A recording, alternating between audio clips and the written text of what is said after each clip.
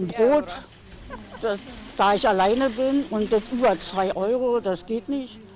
Und Butter und das, noch nicht mal die Wurst, die früher mal nur 99 Cent gekostet hat, kostet teilweise jetzt über 2 Euro. Manchmal gehe ich nur noch raus aus dem Land und fast zum Heulen, weil ich mir das nicht mehr leisten kann.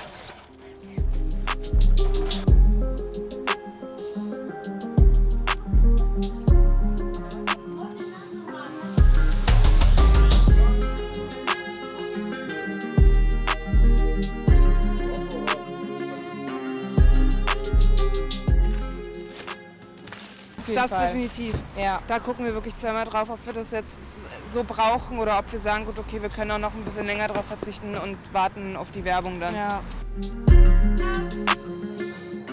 Eins, und das fordern wir schon lange von unserer Regierung, ähnlich wie es in Frankreich passiert ist, die Lebensmittelketten verpflichtet werden, die überflüssigen Lebensmittel an die Tafeln abzugeben.